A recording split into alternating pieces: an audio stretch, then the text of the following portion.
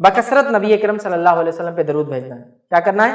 बकसरत नबी अकरम सल्लल्लाहु अलैहि वसल्लम पे दरूद भेजना है जुमा के दिन, बकसरत, बहुत ज्यादा, इंटेंसिटी बढ़ाना है। उमूमन तो हम भेजते ही हैं, इंटेंसिटी बहुत हाई कर देना। किस दिन? जुमा के दिन हाई कर देना, ठीक है, बकसरत दरूद, ठीक है। और इसके ताल्लुक से जो रिवायत है वो औस बिन औस रज़ी अल्लाह अन्हु फरमाते हैं और कहते हैं, ये अबू दाऊद की रिवायत है, जुमे के दिन तुम्हारा बेहतरीन दिनों में से, जुमे का दिन तुम्हारे बेहतरीन दिनों में से है, लिहाजा इस दिन मुझ पर बकसरत दरूद भेजा करो क्योंकि तुम्हारा दरूद मुझ पर पेश किया जाता है। इस दिन मुझ पर बकसरत दरूद भेजा करो क्योंकि तुम्हारा दरूद मुझ पर पेश किया जाता है। क्योंकि दूसरी हदीस में तफसीली अल्फाज है कि ऐसे अल्लाह ने मुकर्रब फरिश्ते रखे हैं, जब मुझ पर दरूद भेजा तो उसको जमा कर लेते हैं और वो मुझ पर पेश करते हैं। गायब की बात है, कुछ उलमा लिखते हैं गायब में पेश होता है और कुछ लिखते हैं रोज़े क़यामत को पेश कर देंगे। ये फिजिकल प्रेजेंस में पेश होने वाली बात नहीं है, लेकिन चलिए आगे बढ़ते हैं। तो मुझ पर पेश किया था, तो खूब कसरत से नबी अकरम सल्लल्लाहु अलैहि वसल्लम पे हम दरूद भेजें। इमाम बहक़ी ने एक रिवायत में ये अल्फाज नकल किए, वो ये है, जुमेरात और जुमे के दिन मुझ पर बकसरत दरूद भेजा करो। जुमेरात से मुराद जुमे की रात से लेकर जुमा खात्मे तक मुझ पर बकसरत दरूद भेजा करो। मतलब जैसी थर्सडे की मगरिब होती है, जुमेरात जिसको हम बोलते हैं, उसकी मगरिब होती है, कसरत से नबी अकरम सल्लल्लाहु अलैहि वसल्लम पे दरूद भेजना चाहिए। इब्न क़य्यिम अल-जौज़ी रहमहुल्लाह कसरत से दरूद नबी अकरम सल्लल्लाहु अलैहि वसल्लम पर जुमे को खास तौर से भेजने की फजीलत बयान करते हैं और उसकी हिकमत बयान करते फरमाते और कहते हैं, वो लिखते हैं, ये जो है ज़ादुल माद की रिवायत है, वो कहते हैं रसूलुल्लाह सल्लल्लाहु अलैहि वसल्लम तमाम मखलूक के सरदार हैं और जुमा तमाम दिनों का सरदार है, इसलिए इस दिन दरूद भेजने की जो खूबी है वो किसी और दिन में नहीं। इंसानियत के सरदार पर, दिनों के सरदार में दरूद भेजना जो खुसूस इस दिन है वो किसी और दिन में नहीं। फिर वो लिखते हैं, इसमें एक और हिकमत भी है कि उम्मत ने दुनिया व आखिरत में जो भी भलाइयाँ पाई है वो सिर्फ आप सल्लल्लाहु अलैहि वसल्लम की हाथ से पाई है। लिहाजा अल्लाह ताला ने आपकी उम्मत के लिए दुनिया व आखिरत की भलाइयाँ इकट्ठी कर दी और इन्हें जो सबसे बड़ी इज्जत हासिल होगी वो जुमा के रोज होंगी। इस दिन वो इन्हें जन्नत में इनके घर में और इनके महलात के तरफ भेजेगा। जब वो जन्नत में दाखिल होंगे तो ये इनके लिए मजीद जजा का दिन होगा और ये इनके लिए दुनिया की ईद का दिन है। इस दिन अल्लाह ताला इनके तमाम दरख्वास्तों और ज़रूरतों को पूरा करते हैं और किसी साइल को रद्द नहीं करते। मुसलमानों को इन सारी बातों का इल्म आप सल्लल्लाहु अलैहि वसल्लम के ही तवस्सुल से जो है हासिल हुआ है। लिहाजा अल्लाह ताला की हम्द व शुक्र और आप सल्लल्लाहु अलैहि वसल्लम के हक़ की थोड़ी सी अदायगी का ये तकाजा है कि हम इस दिन और इसकी रात आप पर बकसरत दरूद भेजें। ठीक है, जुमा का दिन सरदार, नबी अकरम सल्लल्लाहु अलैहि वसल्लम सरदार, जुमा के दिन हम जन्नत में दाखिल होंगे, जो सबसे बड़ी हमारे लिए कामयाबी है। ये तमाम का रास्ता जन्नत का नबी अकरम सल्लल्लाहु अलैहि वसल्लम वसीले से हमको मिला। लिहाजा ज़रूरी है कि इस दिन नबी अकरम सल्लल्लाहु अलैहि वसल्लम ने कसरत से दरूद भेजा। ये इसका एक छोटा सा मैंने जिस दिया जो मैंने पढ़ा, बड़ी हिकमत है इसके पीछे। तो कसरत से नबी अकरम सल्लल्लाहु अलैहि वसल्लम पर जुमा के दिन दरूद भेजना चाहिए। सबसे अफजल दरूद जो नबी अकरम सल्लल्लाहु अलैहि वसल्लम पर भेजा जा सकता है वो कौन सा है? दरूद इब्राहिमी। वो दरूद जो आप और मैं किसमें पढ़ते हैं? नमाज में। तो आप दूसरे दरूद अगर आपको इल्म हो ना हो तो छोड़ दें, ये सबसे अच्छा दरूद है जो नमाज में हम पढ़ते हैं। कसरत से ये दरूद पढ़ के नबी अकरम सल्लल्लाहु अलैहि वसल्लम को करें और जब आप पढ़ते हैं तो खुद ब खुद नबी अकरम सल्लल्लाहु अलैहि वसल्लम तक पहुंचा दिया जाता है, या फरिश्ते हाजिर होते हैं जो ऐसे दरूदों को लेकर नबी के पास पहुंचा देते हैं या देंगे या जो भी है, क्योंकि गायब का मामला कैसे होता है वल्लाहु आलम। ठीक है, तो बहरहाल हमें कसरत से दरूद भेजना चाहिए। तो ये चंद बातें थी जो अहम नुकात थे जो मैंने मुनासिब समझा आपके सामने जुमा के ताल्लुक से रखूं, ताकि इसकी फजीलत, इसकी कद्र, इसकी मंजिलत, इसकी अजमत हमारे दिलों में, हमारी नस्लों में, हमारे जो है इंसानों में, मुसलमानों में जागे। और इस दिन को सिर्फ हम छुट्टी मिलती है तो एंजॉय ना करें, बल्कि इस दिन को जबकि हमको छुट्टी अगर मिल रही है तो डबल फ़ायदा उठाएं इस दिन का।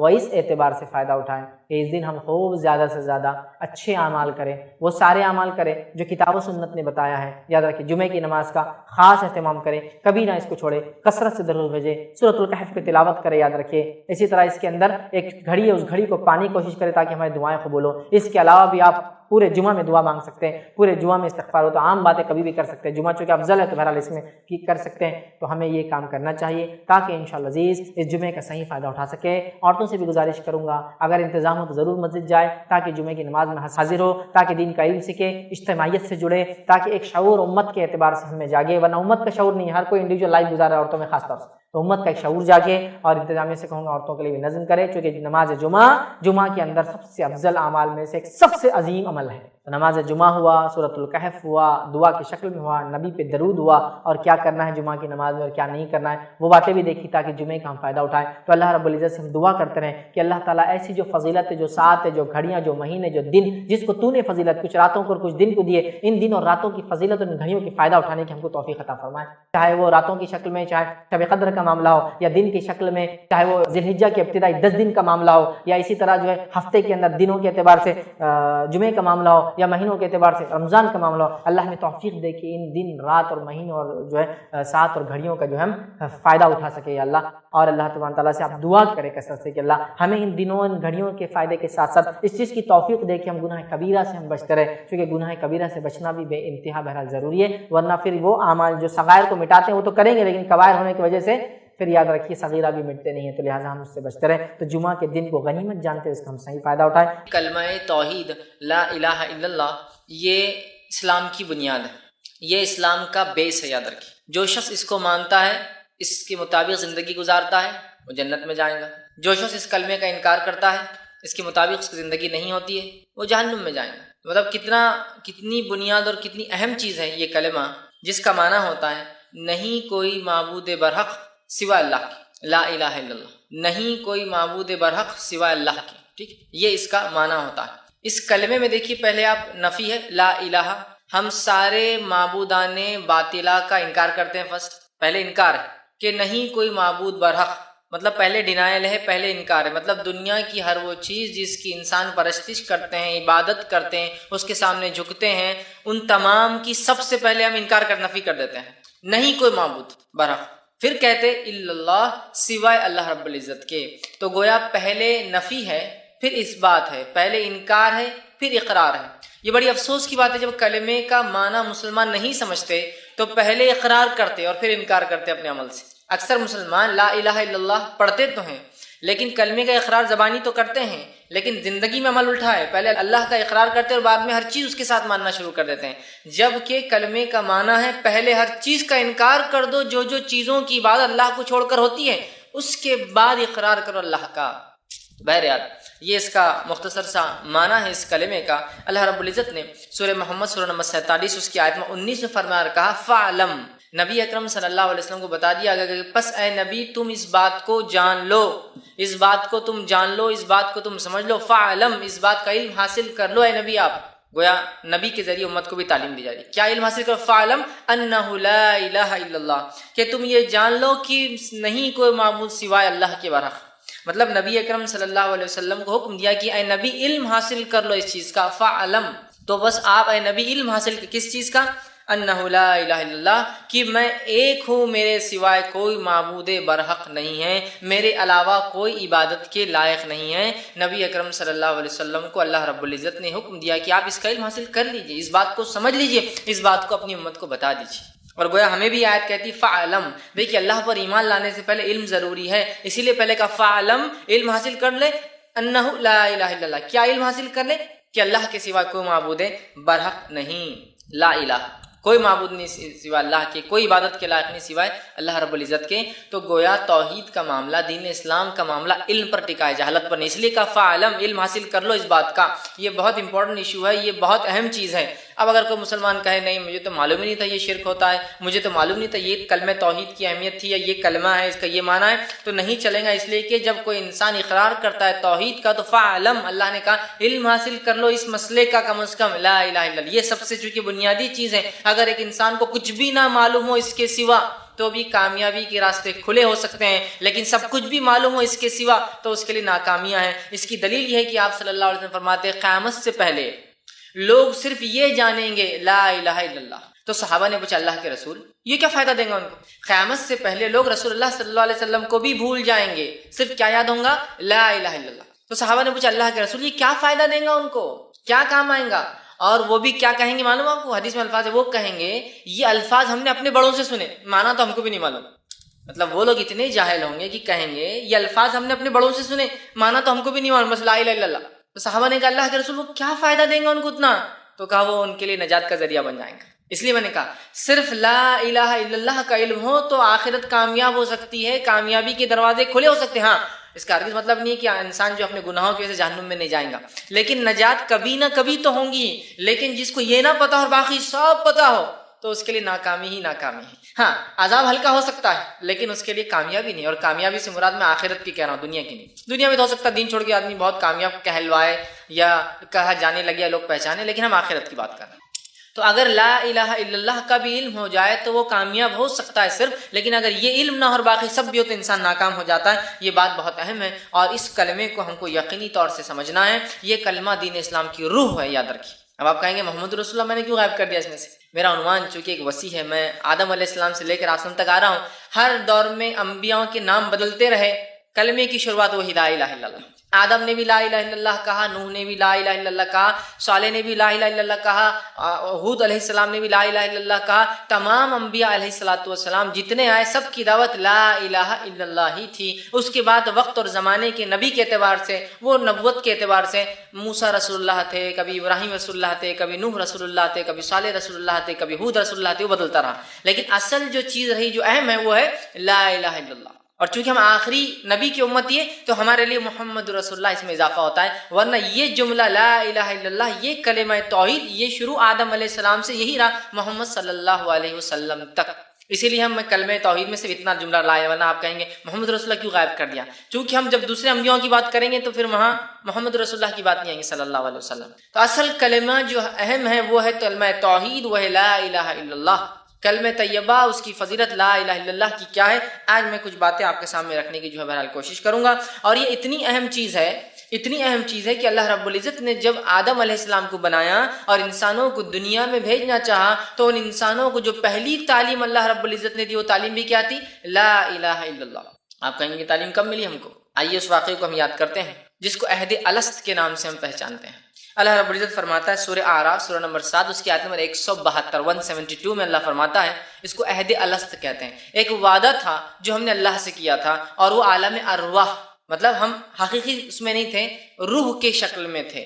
یہ کب ہوا؟ آئیے سورہ اعراف میں اللہ رب العزت فرماتا اور کہتا ہے وَإِذْ أَخَذَ رَبُّكَ مِن بَنِي آدَمَ مِن ظُهُورِهِمْ ذُرِّيَّتَهُمْ وَأَشْهَدَهُمْ عَلَىٰ أَنفُسِهِمْ أَلَسْتُ بِرَبِّكُمْ قَالُوا بَلَىٰ شَهِدْنَا۔ اللہ رب العزت فرماتا اور کہتا ہے وَإِذْ أَخَذَ رَبُّكَ، اور تم یاد کرو جب تمہارے رب نے نکالا آدم کی پشت سے اس کی پوری ذریت جو دنیا میں آنے والی ہے۔ ایک مقام تھا عالم ارواح جس کو کہتے ہیں، ایک مقام تھا، اللہ رب العزت نے آدم علیہ السلام کو بلایا اور ان کی پشت پیٹھ پر ہاتھ پھیرا تو سارے ہی اولادیں جو ان سے پیدا ہونے والی تھی نکل کر آ گئی اور کھڑے ہو گئی، اور اسی شکل میں حدیث میں آتا جس شکل میں دنیا میں آج ہم ہیں، سب کھڑے ہو گئے۔ پورے لوگ انسان جو آدم علیہ السلام سے پیدا ہونے والے تھے، آدم علیہ السلام کے بعد سے لے کر آخری بچہ جو دنیا میں آنے والا ہے، سب کو اللہ نے نکالا۔ ذریتہم، ساروں کو نکالا ان کی پیٹھ سے، اور کہا واشہدہم، اور پھر ان سے گواہی دلائی اور ان سے پوچھا علی انفسہم، تاکہ وہ گواہ رہے اپنی نفسوں پر روز قیامت، خود سیلف وٹنس بنے اپنے آپ پر۔ کیا پوچھا ان سے؟ الستُ بربکم، کیا میں تمہارا رب نہیں ہوں؟ اس کو عہد الست اس لیے کہتے ہیں، الست بربکم، کیا میں تمہارا رب نہیں ہوں؟ تو ساروں نے کہا، ہم لوگوں نے، بلا شہدنا، ہم سب نے گواہی دی تھی وہاں اللہ ہاں تو ہی رب ہے۔ کافر ہو، فاسق ہو، فاجر ہو، نبی ہو، رسول ہو، نیک ہو، صالح ہو، شہداء ہو، ولی ہو، سب جمع تھے ایک جگہ، چور ہو، اچکا ہو، زانی ہو، ڈاکو، جیسے بنے سب جمع تھے۔ سب کو اللہ نے پوچھا کیا میں تمہارا رب نہیں ہوں؟ ہم سب نے گواہی دی۔ تو گویا اللہ رب العزت نے جو سب سے پہلی گواہی ہم سے لی، ہم کو اپنے خلاف وٹنس بنایا، وہ کیا تھی؟ اللہ ایک۔ الستُ بربکم، کیا میں، تو اسی لیے عہد الست کہتے ہیں اس کو، کیا میں تمہارا رب نہیں ہوں؟ ہم سب نے کہا ہاں اللہ تو ہمارا رب ہے۔ تو گویا کلمہ توحید کی اہمیت تو یہ ہے کہ ہم سب سے گواہی وہاں لے لی گئی اس تعلق سے۔ اور اس تعلق سے ایک حدیث بھی آتی ہے جو مسند احمد کے زوائد میں جمع کی گئی ہے۔ حدیث کے الفاظ اس طرح سے ہیں کہ اللہ تبارک و تعالیٰ نے، آپ سے فرماتے، آدم علیہ الصلوۃ والسلام کے پیٹھ پر ہاتھ پھیرا۔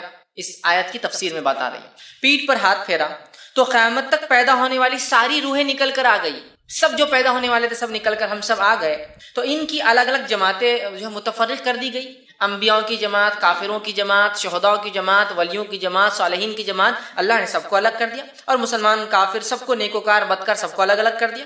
پھر ہر ایک کی ویسی ہی صورتیں بنائی جیسی دنیا میں بنائی گئی ہے. مطلب ہم وہاں اسی صورت میں تھے جیسی صورت میں آ جائیں ہم سب کو بنایا گیا.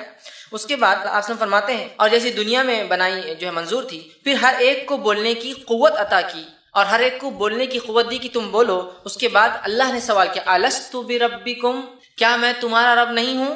تو پھر آپ سے فرماتے ہیں کیا میں تمہارا رب نہیں ہوں؟ سب نے کہا آپ ہمارے رب، وہ مالک، وہ مختار ہیں. اللہ تعالیٰ نے فرمایا ساتوں آسمانوں، ساتوں زمینوں اور تمہارے باپ آدم کو تم پر گواہ بناتا ہوں. ساتوں آسمان اور ساتوں زمین اور آدم علیہ السلام، تم تین لوگ ان پر گواہ رہنا کہ ان سب نے کہا کہ میں ان کا رب ہوں. تو یہ سب گواہ بن گئے، زمین بن گئی، آسمان بن گئے اور آدم علیہ السلام بن گئے. تو آپ نے کہا باپ کو تم پر گواہ بناتا ہوں کہ تم نے میری ربوبیت کا اقرار کر لیا ہے. ایسا نہ ہو کہ تم کہنے لگو ہمیں خبر ہی نہ تھی. ایسا نہ ہو کہ تم دنیا میں جاؤ اور آ کر پھر مجھ سے کہو کہ ہم کو تو معلوم ہی نہیں ہوا، اور پھر فرمایا اللہ رب العزت خبر نہ تھی کہ ہم نے اس سے ناواقف تھے. اعلموا انہ لا الہ غیری. تو اس کے بعد آپ فرماتے ہیں یقیناً تم جان لو کہ میرے علاوہ کوئی تمہارا عبادت کا مستحق نہیں ہے. اللہ نے ان سے یہ کہا کہ ایسا نہ دنیا میں جاؤ منمانی کرو، جی کراؤ، پھر مرنے کے بعد اٹھائے جاؤ گے تو کہو اللہ ہم کو تو پتہ ہی نہیں تھا تو رب ہے. تو لہٰذا ان سے گواہی لی اور انہیں کہا گیا علمو، تم جان لو اس بات کو کہ میں ہی صرف تمہارا رب ہوں. ہم سب نے روز عالم ارواح میں دنیا میں آنے سے پہلے گواہی دی اللہ تمہارا رب ہے. پھر آپ فرماتے ہیں میری عبادت کے علاوہ تمہاری اللہ نے فرمایا علاوہ کوئی عبادت کا مستحق نہیں، اور نہ میرے علاوہ کوئی رب ہے. میرے ساتھ کسی کو بھی شریک نہ کرنا. اس قول و قرار کے یاد دلانے کے لیے میں تمہارے پاس انبیاء اور رسول بھی بھیجوں گا. یہ عہد الست کہ ہم عالم ارواح میں ہم نے کہا، ہماری روحوں کو یہ گواہی یاد ہے لیکن ہمارے ذہن بھول چکے ہیں. تو اللہ رب العزت نے فرمایا کہ میں تمہارے جانے کے بعد پھر ریمائنڈر کے لیے نبیوں کو بھیجوں گا، رسولوں کو بھیجوں گا، کتابیں بھی اتاروں گا تاکہ یہ میسج وقتاً فوقتاً، یہ پیغام وقتاً فوقتاً لا الہ الا اللہ کا ریپیٹ ہوتا رہے تم انسانوں کے سامنے. تو میں جو ہے کتابیں اتاروں گا. اور سب نے اس کا قرار کیا اور کہا، ہم سب نے کہا تھا وہاں اللہ کے رسول فرماتے ہیں لا الہ لنا غیرک، اے اللہ ہمارے لیے تیرے سوائے کوئی معبود نہیں. اللہ نے سوال کیا، ہم نے جواب دیا. اللہ نے کہا میرے علاوہ کوئی معبود نہیں. ہم نے کہا ہاں اللہ تیرے علاوہ کوئی معبود برحق نہیں، ٹھیک ہے، عبادت کا کوئی مستحق نہیں ہے. اور یہ مسند احمد کے زوائد میں روایت آتی ہے کہ ہم سب نے وہاں گواہی دی تھی لیکن دنیا میں آنے کے بعد ہم لوگ جو ہے اس چیز کو بھول گئے. یاد رکھیے، تو یہ بڑی اہم بات ہے، یاد رکھیے. اور اللہ رب العزت نے اس بات کو قرآن میں یوں بھی دہرایا، سورہ انبیاء سورہ نمبر 21 اس کی آیت نمبر 25 میں، اور فرمایا اور کہا وما ارسلنا من قبلک من رسول الا نوحی الیہ انہ لا الہ الا انا فاعبدون. کہ آپ کو فرمایا گیا اور کہا گیا وما ارسلنا من قبلی، اے نبی آپ سے پہلے کوئی رسول ایسے نہیں آئے جن کی طرف ہم نے یہ وحی نہ کی ہو لا الہ الا، ٹھیک، کہ ہم نے یہ گواہی یہ وحی نہ کی ہو انہ لا الہ الا، کہ اس اللہ کے سوا کوئی معبود برحق نہیں، کوئی عبادت کے لائق نہیں. انا فاعبدون، تو تم صرف اور صرف میری ہی عبادت کرو. یہ پیغام دے کے پھر انبیاء اور رسول جو ہے آتے رہے اور ساروں کا پیغام یہی تھا لا الہ الا اللہ. اب لا الہ الا اللہ تو یہ ایک چیز تھی جو کبھی نہیں بدلی. انبیاء کے اعتبار سے کلمے کا دوسرا حصہ پارٹ بدلتے رہا. جیسے آج ہم جو پڑھتے ہیں لا الہ الا اللہ محمد رسول اللہ، تو ہر زمانے میں لا الہ الا اللہ آدم رسول اللہ ہوئے ہوں گے، نوح رسول اللہ ہوئے ہوں گے، صالح رسول اللہ، حود رسول اللہ ہے نا، ابراہیم رسول اللہ، اسماعیل رسول اللہ، اور اسحاق رسول اللہ، اور یعقوب رسول اللہ، اور یوسف، اور یہ بدلتا رہوں گا. لیکن لا الہ الا اللہ یہ پیغام سارے انبیاؤں کا ایک ہی تھا، لا الہ الا اللہ. یہ بڑی اہم چیز ہے، یاد رکھیے. اس کلمہ توحید کو ہم کبھی کبھار بہت معمولی سمجھتے ہیں بس، ٹھیک. یہ کلمہ توحید بڑا ہی اہم ہے. اس کو نہ صرف زبان سے کہنا ہے، سچے دل سے مان کر اس کے مطابق زندگی گزارنا ہے. اس لیے کہ اگر کوئی کہے کہ قفل چابی سے کھلتا ہے تو چابی بغداد کی نہیں ہوتی ہے. مطلب کلمہ اگر ہم پڑھتے ہیں تو صرف پڑھنا نہیں ہے، اس پہ عمل کرنا ہے. اس سے کچھ کنڈیشن ضرور ہوں گے اس پہ، ورنہ آج تو کیا معاملہ لا الہ الا اللہ اور پھر کیا ہے اللہ کے علاوہ بھی جھک رہے ہیں. یقیناً میرا عنوان آج شرک نہیں ہے، ورنہ آپ کو اگر شرک سننا ہے تو کیا یہ بھی شرک ہے، میں نے اس پہ بہت تفصیلی گفتگو کی تھی. شرک کیا ہے، کیا یہ بھی شرک ہے، آپ اس کو بہرحال دیکھ سکتے ہیں. عنوان جو ہے اپلوڈ بھی ہو چکا ہے یوٹیوب پر. بہرحال تو بہرحال کلمے کا دوسرا حصہ، کلمے کا پہلا جز کامن رہا، برابر رہا لا الہ الا اللہ ہر کسی کے دور میں. انبیاء کے اعتبار سے بہرحال دوسرا جملہ بہرحال بدلتا رہا ہے، ٹھیک. اب جو شخص اس کلمے کو مان لے لا الہ الا اللہ، اس کے تقاضوں کو پورا کر کے عمل کر کے زندگی گزار لے، دخل الجنہ، وہ تو جنت میں چلا گیا۔ جو اس کلمے کا انکار کر دے اور گناہ اور معصیت میں زندگی گزارے تو یقیناً وہ کہاں جائیں گا؟ جہنم اس کے لیے ہمیشہ کا عذاب ہوں گی۔ تو اس کلمے کی ذرا اہمیت ہی سمجھ لیں، اقرار کر لیا تو جنت واجب، انکار کر دیا تو جہنم واجب، اقرار کر لیا تو ہمیشہ کی نعمتیں، انکار کر دیا تو ہمیشہ کی آگ، بس اتنا سمجھ لیں آپ تو بات واضح ہو جائیں گی۔ کتنا اہم کلمہ ہے، کتنی اہم چیز ہے، اس کے کتنے تقاضے ہوں گے کہ جو جنت دلا رہا ہے اس کا انکار کرنے والا جہنم میں جا رہا ہے، تو یہ کلمہ کتنا اہم ہوگا۔ اس کو ہم معمولی اور مذاق نہ سمجھیں بلکہ اس کے تقاضوں کو سمجھ کے اپنے زندگیوں کو ہم جو ہے گزارنے کی کوشش کریں۔ اس لیے کلمے کا پڑھنا صرف پڑھنا نہیں، ہم جب کلمہ پڑھتے ہیں تو ہم اقرار کرتے ہیں کہ اللہ کی عبادت کریں گے، اس کی بندگی کریں گے، اس کے ساتھ کسی کو شریک نہیں کریں گے، جو وہ کہیں گا ہم کریں گے، جن چیزوں سے وہ روکیں گے ہم رک جائیں گے، جو وہ چاہیں گا اس کی چاہت ہماری چاہت، جو وہ نہ چاہیں گا اس کی جو چیز وہ چاہتا نہیں وہ ہماری جو ہے نا چاہت، ہماری ناپسند جو اس کی ناپسند، گویا ہم اپنے آپ کو سپرد کر دیتے کلمہ پڑھ کے اللہ کی جانب۔ لیکن افسوس کی بات ہے ہم میں سے اکثر مسلمان کلمہ تو پڑھتے ہیں یہی، لیکن اپنے نفس کو سپرد نہیں کرتے اللہ کی، بلکہ کلمہ پڑھنے کے بعد بھی اپنی نافرمانی اور اپنے تقاضوں کو اللہ کے سامنے رکھتے ہیں۔ بزنس کریں گے تو ایسا کیسے چلیں گے، یہ سب نہیں ہوگا، فلاں جائیں گے تو ایسا کیسے ہوگا، یہ ہوگا، ہماری عورتیں فلاں کریں گی تو ایسا کیسے پردہ کر سکتی ہے۔ ہم اپنے تقاضوں کو اللہ کے سامنے رکھتے کلمہ پڑھنے کے بعد، جبکہ کلمے کا تقاضا ہے جب ایک رب کو مان لیا تو اس کی ہر چیز کو ماننا، من اور ان، جوں کا توں، ڈاٹ بائی ڈاٹ، ایک نقطہ بھی ہے تو اس کو جیسے کہ تیسے ہم کو ماننا ہے اور اپنی زندگیوں کو ڈھال دینا ہے، گزار دینا ہے، اپنی زندگی اس کے مطابق رکھنا ہے ہمیں۔ جو یہ کلمہ معمولی نہیں ہے، صرف پڑھ لینا کافی نہیں ہے، اس کے تقاضوں کو پورا کرنا بھی اتنا ہی ضروری ہے، یاد رکھیں۔ اور جس نے اس کو پڑھ لیا پھر سچے دل سے، مان لیا سچے دل سے، تو بس اس کے لیے تو جو ہے کامیابی ہی کامیابی ہے، اور جس نے انکار کر دیا اس کے لیے یاد رکھیے ناممکن ہے کہ پھر وہ کبھی جنت میں جا سکے۔ اور جس شخص نے اس کو یقین کر لیا، اس کے مطابق عمل کر لیا تو بس کامیابی ہے، ورنہ اس کے لیے ناکامی ہے۔ اب آئیے اس کلمے کی فضیلت کے تعلق سے کچھ باتیں آپ کے سامنے رکھتا ہوں، اس کے فضائل خود اس کی اہمیت خود بخود واضح کر دیں گے، اہمیت بھی شامل ہو جائیں گی فضائل کے ساتھ ساتھ، ٹھیک کہ جب میں اس کے فضائل رکھوں گا تو اس کی اہمیت تو پتہ ہی چلیں گی، لیکن اس کے فوائد، یہ کلمہ کیا کیا فائدے ساتھ میں لاتا ہے ہم اس کو دیکھنے کی بہرحال کوشش کریں گے۔ بہت سارے لوگ اس کلمے کا ورد کرتے ہیں، ورد پڑھتے ہیں بار بار، لیکن افسوس کی بات ہے یہاں کلمہ بھی چالو ہے لا الہ الا اللہ، اور اسی کے بعد شرک بھی چالو ہے کنٹینیو۔ یہاں کلمہ پڑھے لا الہ الا اللہ اور پھر اللہ کے علاوہ کسی اور کو پکارا جا رہا ہے، یہاں کلمہ پڑھے لا الہ الا اللہ اور دوسروں کے معاملات پہ، دوسروں کی غیر شرعی باتوں پر بھی راضی ہے، یہاں کلمہ لا الہ الا اللہ، اور پھر یہاں اذان بھی ہو رہی ہے اور نماز کو نہیں جا رہے ہیں، عبادت کو نہیں جا رہے اور پڑھ رہے لا الہ الا اللہ۔ تو گویا کلمہ تو پڑھ رہے ہیں، ورد تو کر رہے ہیں، اپنے لیے ذخیرہ سمجھ کے خوب اس کو جمع کر رہے ہیں، لیکن افسوس ہے اس کے تقاضوں کو پورا نہیں کر پا رہے ہیں، جو یہ کلمہ چاہتا ہے وہ نہیں کر پا رہے، تو کیا کامیابی مل سکتی ہے؟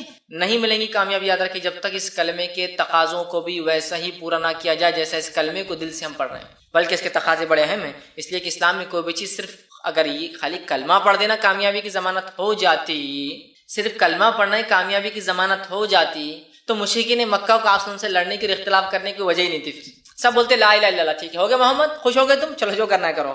خالی پڑھنا ہی کافی ہو جاتا تو کیا ہی بات تھی، مشرکین مکہ بھی قبول کر لیتے۔ اور افسوس کی بات ہے مشرکین مکہ اس کلمے کے تقاضوں کو آج کے مسلمانوں سے زیادہ جانتے تھے۔ جب اللہ کے رسول نے مشرکین مکہ کو، ابو جہل کو اور بڑے بڑے سرداروں کو کہا قولوا لا الہ الا اللہ تفلحون، کہہ دو صرف اتنا جملہ ہے عرب کے سرداروں، لا الہ الا اللہ، نہیں کوئی معبود برحق سوا اللہ کے، تفلحون، کامیاب ہو جاؤں گے، سکسیسفل ہو جاؤں گے دنیا اور آخرت میں۔ آگے فرمایا تملک العرب والعجم، عرب کے تو مالک اللہ نے تمہیں بنا ہی دیا ہے، عجم کو بھی تم کو اللہ دے دیں گا۔ مطلب کلمہ توحید پڑھنے سے، اس پر عمل کرنے سے نہ صرف آخرت کا فائدہ ہوتا ہے، دنیا بھی ملتی ہے۔ قولوا لا الہ الا اللہ تفلحون تملک العرب والعجم، عرب تو تمہارا ہی ہے، عجم بھی تمہارا ہو جائے گا۔ اس دعوت سے یہ بات پتہ چلتی ہے، جس نے اس کلمے کو پڑھا، سچے دل سے تھاما، اللہ نے دنیا بھی دی اور آخرت بھی دیں گا اس کو۔ تو اب مشرکین مکہ کے لیے کیا مشکل تھی، ہم مسلمانوں کے لیے کتنا آسان ہے، لا الہ الا اللہ ہو گیا۔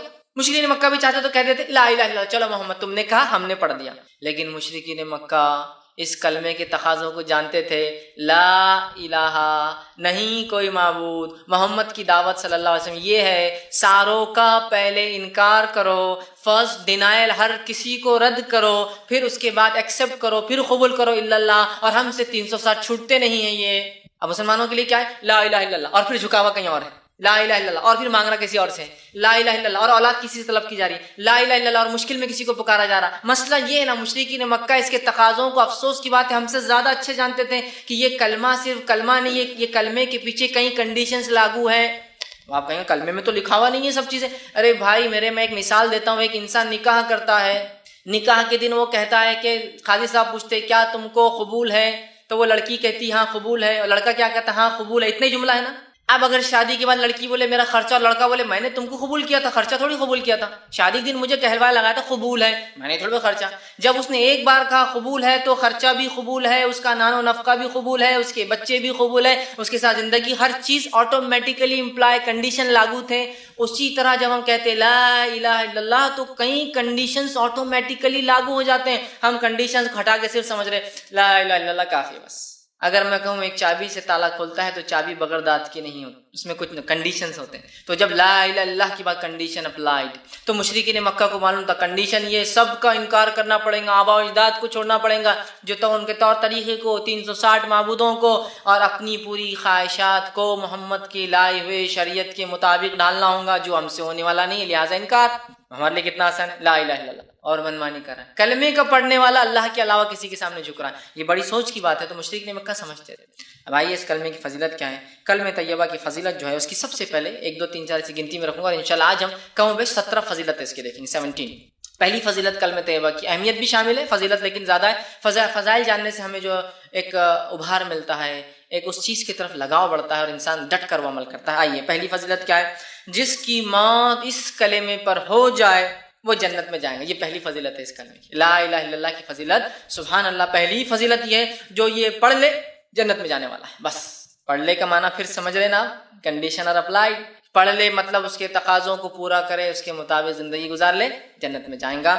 آئیے پہلی چیز، رسول اللہ صلی اللہ علیہ وسلم فرماتے ہیں، صحیح بخاری کی روایت، آپ نے فرمایا اور کہا ما من عبد قال لا الہ الا اللہ، جب کوئی بندہ یا ایسا کوئی بندہ نہیں ہے جو یہ کہتا ہے لا الہ الا اللہ، نہیں کوئی معبود برحق سوا اللہ کے، آپ نے ثم مات علی ذالک، اور اسی پر اس کی موت آ جاتی ہے جو وہ کہہ رہا تھا کہ نہیں کوئی معبود سوا اللہ کے، برحق سوا اللہ کے، ذالک الا دخل الجنہ، تو وہ سیدھا جنت میں چلا جائیں گا۔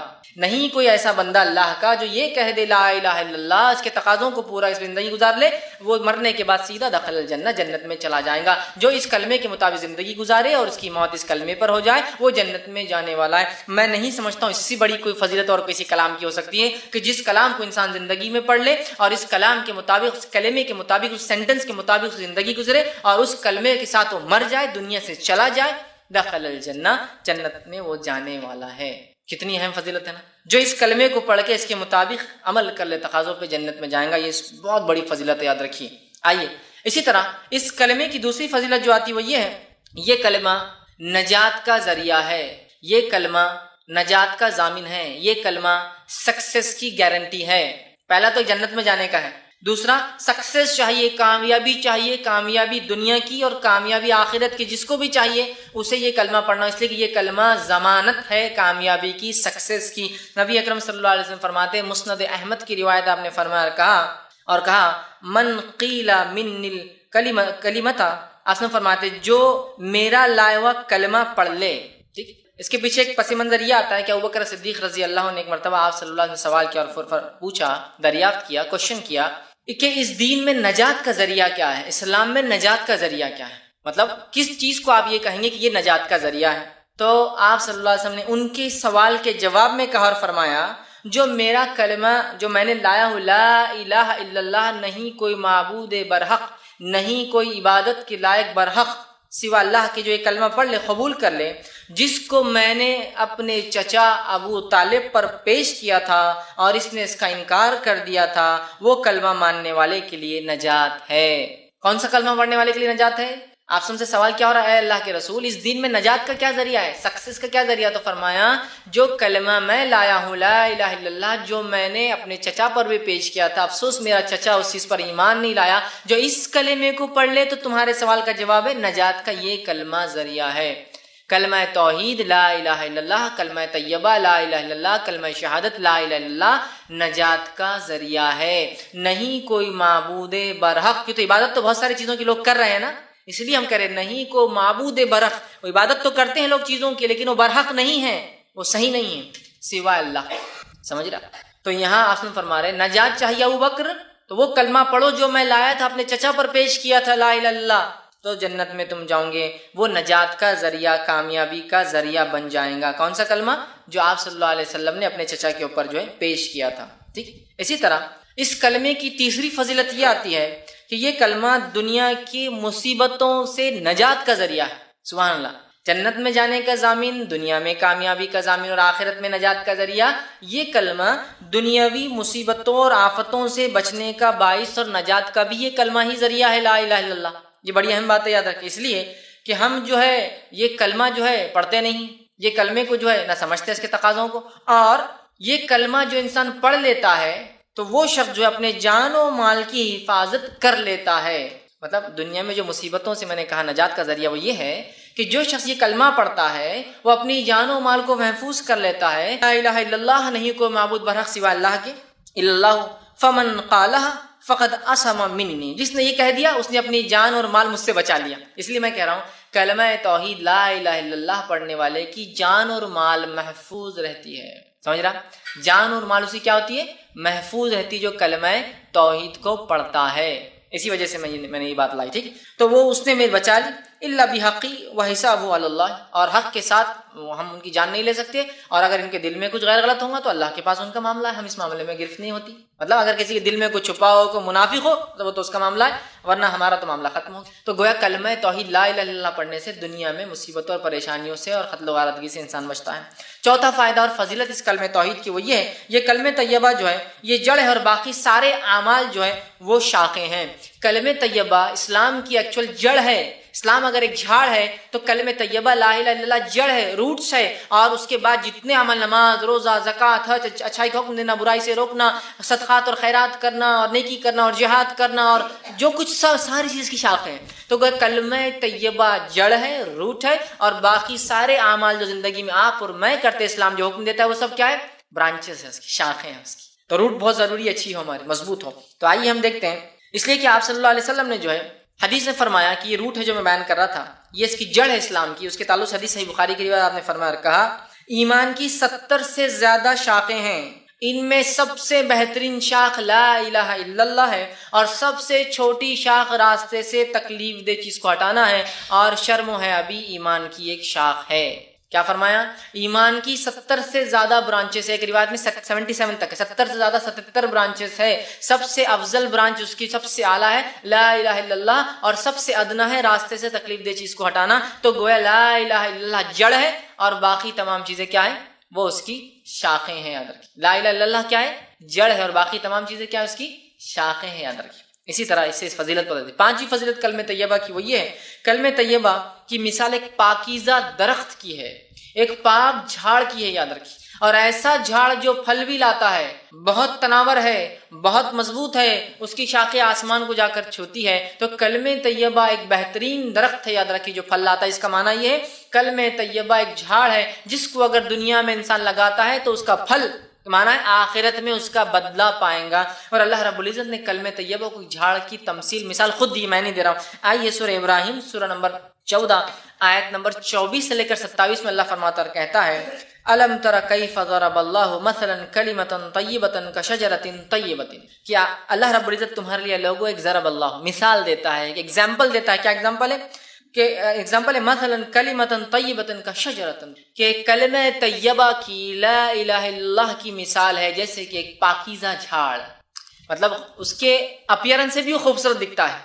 ایک کاٹے جھاڑ کو آپ پاکیزہ جھاڑ نہیں کہیں گے، ایک بدبو دار جھاڑ کو آپ پاکیزہ جھاڑ نہیں کہیں گے، ایک بدنما جھاڑ کو آپ پاکیزہ جھاڑ نہیں کہیں گے، ہے نا، ایک ہلکا زمین پہ بالکل ایک دم گرنے پہ ایسے جھاڑ کو آپ پاکیزہ نہیں کہیں گے۔ تو اللہ فرما رہا ہے الم تر کیف، اللہ تمہارے لیے لوگوں کیسی مثال دے رہا ہے، سنو، ضرب اللہ مثلا کلمۃ، تمہارے لیے مثال ہے کلمہ طیبہ کی، کشجرۃ طیبۃ، ایک پاکیزہ جھاڑ کی ہے، اصلها ثابت وفروها فی السماء، جس کی زمین میں جڑیں دھسی ہوئی ہے، مضبوطی سے گڑی ہے، اور جس کی شاخیں فروها فی السماء، آسمان کو چھوتی جائے گی۔ سبحان اللہ، کیا جھاڑ ہے! جو لوگ کاشتکاری کرتے ہیں ایسے جھاڑ کو دیکھ کر کتنی خوشی ہوتی ہے نا کسی بھی انسان کو۔ کاشتکاری نہیں بھی کرتے ہیں، آپ راستے سے جا رہے ہو، بڑا جھاڑ دکھتا ہے، بہت جڑیں اور خوب اونچی شاخیں، تو آپ بھی 2 منٹ گاڑی روک کے بولتے ہیں کیا بہترین جھاڑ ہے۔ تو کہا کلمہ طیبہ ایک ایسا پاکیزہ جھاڑ ہے جس کی جڑیں مضبوط ہے، جس کی شاخیں آسمان کو فروها فی السماء تؤتی اکلها کل حین باذن ربها، اور اپنے رب کے حکم سے ہر موسم میں ہر بار پھل بھی لاتا ہے۔ ایک بہت بڑا جھاڑ بغیر پھل کے ہو تو کیا فائدے کا؟ آپ خود بولتے ہیں یار کھیت کا بہت حصہ ویسٹ کرا، اٹھا کے پھینک ڈالو۔ تو کلمہ طیبہ ایک پاکیزہ جھاڑ ہے، جڑیں مضبوط، شاخیں آسمان کو چھوتی ہے، اور اپنے رب کے حکم سے ہر بار ہر موسم میں پھل لاتا ہے، کنٹینیوسلی فروٹ دینے والا جھاڑ ہے، کبھی بھی جاؤ اور آپ کو پھل مل جائیں گا۔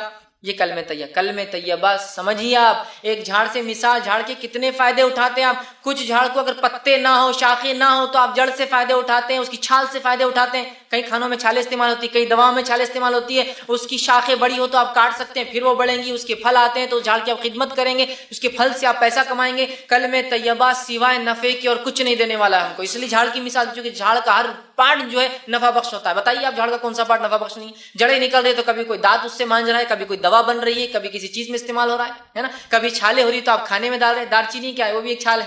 بہت سے لوگ مختلف کھانے سے بناتے ہیں. لکڑی نکل جائے تو جلانے میں کام آتی ہے. کشتیاں بنتی ہے, دکان بنتے ہیں, گھر بنتے ہیں, مکان بنتے ہیں, سامان بنتا ہے. اگر پتے ہیں تو جانور ہمارے کھا کے فائدہ اٹھاتے ہیں. پھول لاتا ہے تو خوشبو ہوتی ہے, دوائیں بنتی ہے, کیا کچھ نہیں ہوتا. اس طرح پھل لاتا ہے تو پھل بیچ کے نفع کمایا جاتا, پھل کھا کے فائدہ اٹھایا جاتا. پھل سے بیج نکلتے, بیج سے اور جھاڑ لگایا جا سکتا ہے. جھاڑ کبھی بھی نفع بخش ہوتا ہے کسی بھی صورت میں. سوکھا جھاڑ بھی ٹوٹ کے پڑا ہے تو بھی کام کا, اس لیے جلانے میں کام آتا ہے. تو کلمہ طیبہ پڑھنے والے کو کبھی نقصان نہیں ہوگا, اس لیے کہ وہ ایک ایسی چیز کو مان رہا ہے جو ایسا درخت ہے جس کی زمین کے اندر جڑیں گڑی, آسمان کو اس کی شاخیں چھوتی ہے. اور خاص بات تو یہ ہے پھلدار بھی ہے. اگر اتنا بڑا درخت بھی پھل نہ لائے تو آدمی بولتا ہے اکھاڑ دو, دوسرا کچھ لگا تو چھوٹا پھلدار ہوگا. پھل بھی لاتا ہے ایوری سیزن, ہر موسم میں. آگے اللہ نے فرمایا باذن ربی, اللہ کے حکم سے لاتا ہے. وَيَضْرِبُ اللَّهُ الْأَمْثَالَ لِلنَّاسِ لَعَلَّكُمْ يَتَذَكَّرُونَ, اللہ ہے مسلمانوں, اے لوگوں تمہارے لیے مثال بیان کرتا ہے, ٹھیک ہے, تاکہ تم غور و فکر کرو, نصیحت حاصل کرو. یتذکرون, سوچو اس پر. کیسی مثال ہے کلمہ طیبہ کی. آئیے آگے. وَمَثَلُ كَلِمَةٍ خَبِيثَةٍ كَشَجَرَةٍ خَبِيثَةٍ اجْتُثَّتْ مِنْ فَوْقِ الْأَرْضِ مَا لَهَا مِنْ قَرَارٍ, اور کلمہ خبیثہ کی, لا الہ الا اللہ کے خلاف جتنے کلمے ہیں جو شیطان کی طرف سے ہوتے ہیں, اللہ نے فرمایا مَثَلُ كَلِمَةٍ خَبِيثَةٍ كَشَجَرَةٍ, کہ کلمہ شیطان کے کلام کی, کلمہ لا الہ الا اللہ کی جتنی باتیں اس کے علاوہ کہی جا رہی ہے ان کی مثال ایسی ہے. کشجرۃ خبیثۃ, اور بہت برے جھاڑ کی جس کو دیکھنا بھی نہیں. کشجرۃ طیب, اس کو دیکھنا بھی پسند ہے. کلمہ طیب, برا جھاڑ جس کو دیکھنا بھی ہے نا. کچھ جھاڑوں کو آپ کو دیکھتے لگتا ہے ان کو دیکھنا بھی اچھا نہیں, میں دیکھتے کاٹے آنکھ پیار, اتنا گندا جھاڑ ہے نا, تو بیکار جھاڑ ہے. تو کہا اس کی مثال بیکار جھاڑ کی ہے. اور آگے فرمایا اس کی جڑیں بھی اندر نہیں جاتی تھی, کھوکھلی پوری زمین پہ اکھڑی ہوئی, جس کو دیکھ کر ہی آپ کو لگ رہا ہے یہ کچھ ٹکنے والا جھاڑ نہیں ہے, زیادہ آندھی طوفان مصیبتوں میں کام نہیں آنے والا, اس کو سہارا لینا بولے تو یہ اپنے اوپر گرنے والا ہے. اور وہ خراب بھی نہیں ہے, وہ ایسا جھاڑ ہے کہ کبھی بھی گر سکتا ہے. آپ کو دیکھ کر اس کی جڑوں کی ڈھیل ایسا لگ رہا ہے کبھی بھی گر سکتا ہے. اللہ فرمایا ما لہا من قرار, رک بھی نہیں سکتا ہے. تو یہ یاد رکھیے, یہ دو کلام کی اللہ رب العزت نے جو ہے مثال دی. تو کلمہ طیبہ ایک ایسا جھاڑ ہے, لا الہ الا اللہ ایک ایسا جھاڑ ہے جس کی شکل, صورت, لذت, خوشبو اور نفع انسان اٹھا سکتا ہے, دیکھتے ہی سمجھ میں آ رہا ہے. دوسرا فائدہ, اس کی جڑیں زمین کے اندر مضبوطی سے جمی ہے, جس کی وجہ سے انسان کو پتا ہے کہ آندھی اور طوفانوں میں یہ جھاڑ ہماری مدد کرے گا, یہ ہم پر گرنے کے بدلے ہم اس کے سپورٹ میں جا سکتے ہیں. تیسرا فائدہ, اس کی شاخیں آسمانوں کو چھوتی ہے, بلند پھیلی ہوئی ہے, مطلب بہت بڑا جھاڑ ہے. اور چوتھی اور سب سے اہم چیز ہے, یہ جھاڑ پھل بھی لانے والا. یہ کلمے پہ جس نے عمل کیا آخرت میں فائدہ بھی اٹھا. یہ 4 فائدے ہوں گے اس کلام کو. اور شیطان کے کلمے کو ماننے کی بہرحال وہ بالکل غیر مضبوط, دیکھتے ہی گھن آنے والی ہے, کبھی بھی گر سکتا ہے, مطلب اس کو خود سپورٹ کی ضرورت ہے, یہ کوئی مضبوط جھاڑ نہیں. تو کلمہ طیبہ کو جس نے مان لیا ایک مضبوط جھاڑ کی اس کی مثال ہے. اور کلمہ طیبہ کے علاوہ جتنی چیزیں وہ بیکار ہے. چھٹا فائدہ, خبر میں استقامت, خبر میں مضبوطی دینے والے کلمے تھے. سبحان اللہ, مرنے کے بعد جو مر جائے اس سے پڑھ کے جنت میں جانے والا ہے, جو اس کے مطابق رہے, اپنی جان و مال کی حفاظت کر لی. اب خبر میں بھی مضبوطی, خبر میں اکیلے ہوں گے ہم, کیا ہوگا, ہے نا, اکیلے انسان.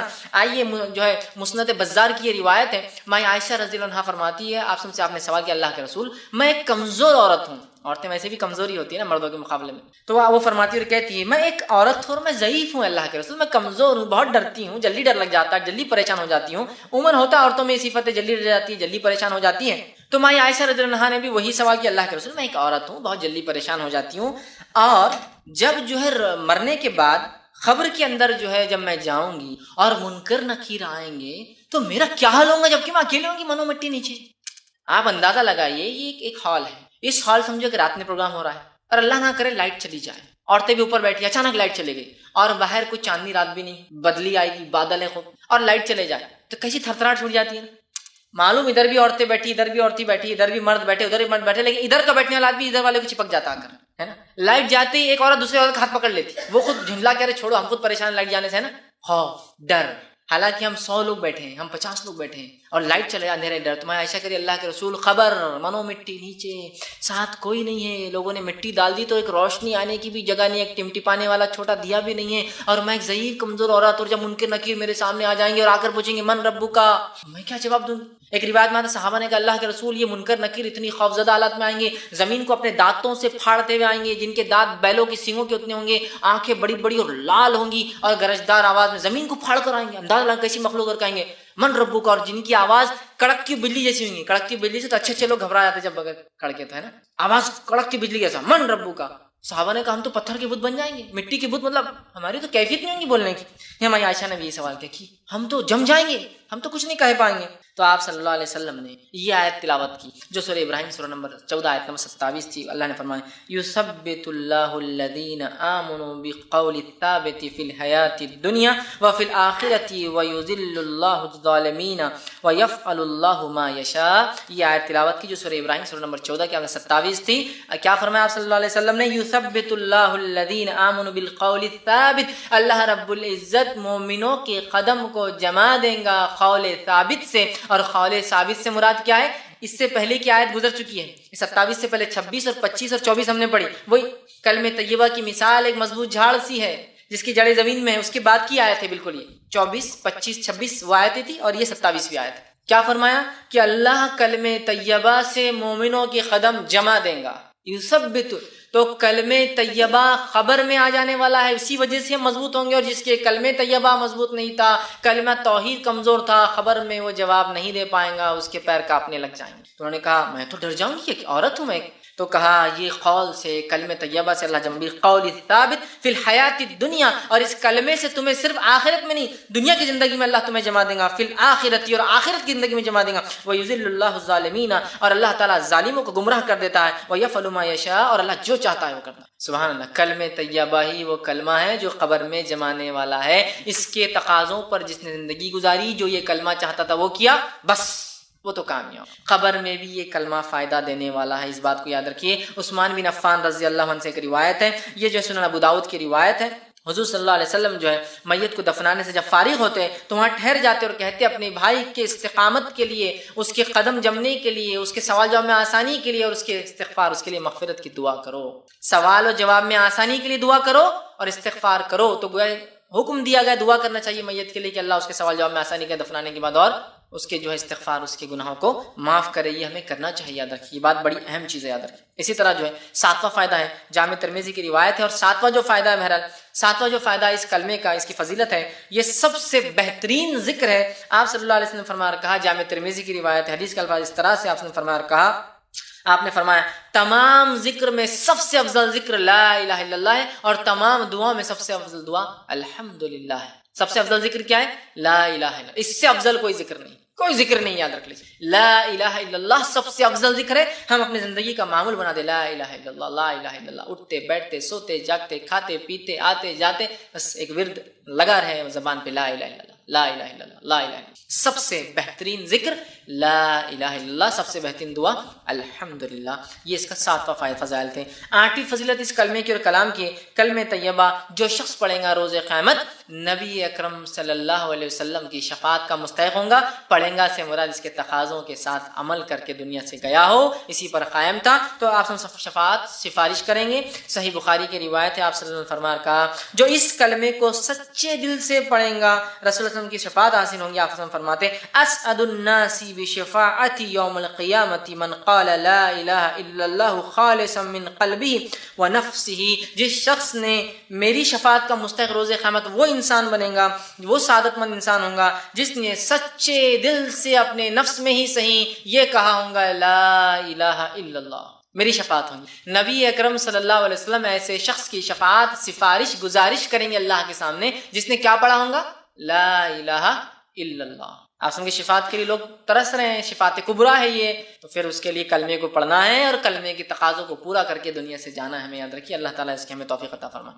9واں فضیلت, 9th اس کی فضیلت اس کلمے کی کیا ہے, کلمہ طیبہ پڑھنے والا, اس کے عمل کرنے والا دوزخ میں نہیں جائیں گا. کلمہ طیبہ پڑھنے والا, اس پر عمل کرنے والا جہنم میں داخل نہیں ہوگا.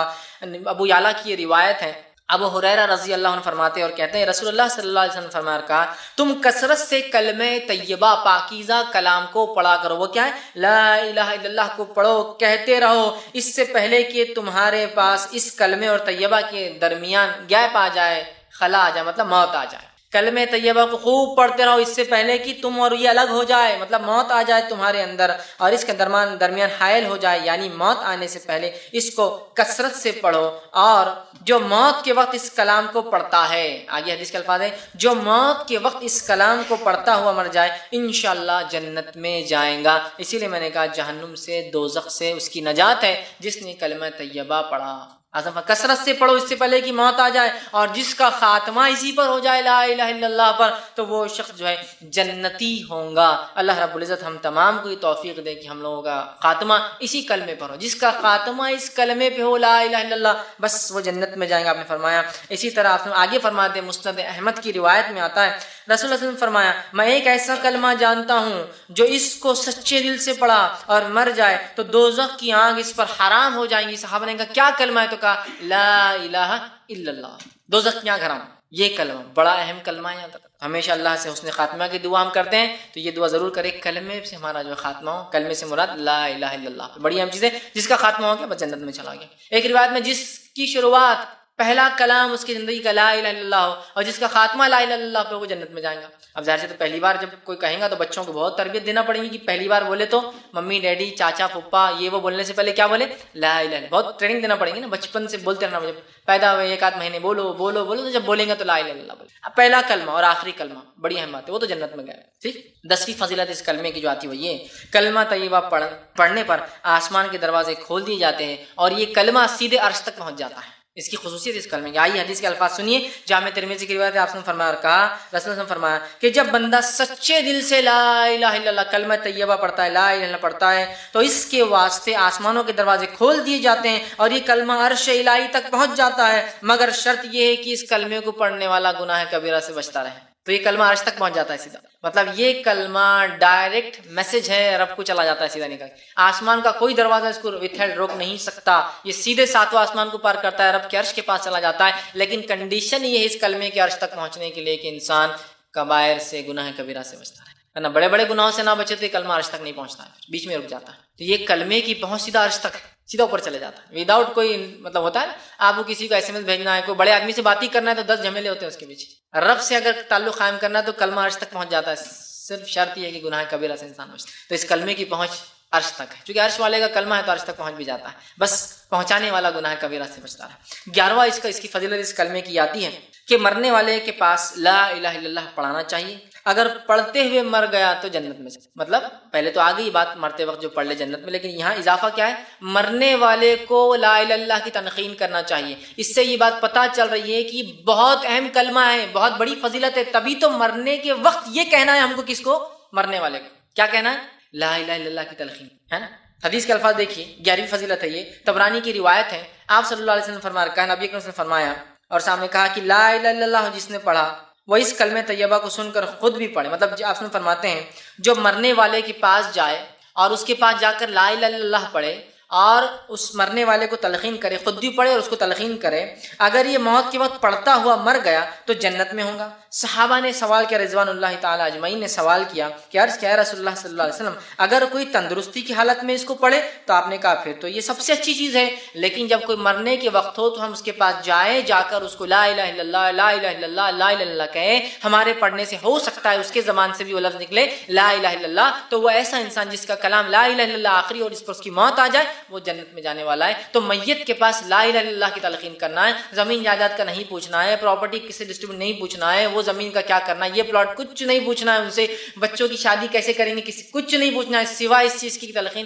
لا الہ الا اللہ. کچھ کھلائیے پلائیے بھی مت. بہت سارے لوگ یہ غلطی کر دیتے ہیں موت کے وقت، آخری ٹائم پہ دودھ پی لے تو کوئی فضیلت نہیں، آخری ٹائم پہ پانی پی لے تو کوئی فضیلت نہیں، آخری ٹائم پہ کلمہ پڑھ لے تو سب کچھ ہو گیا.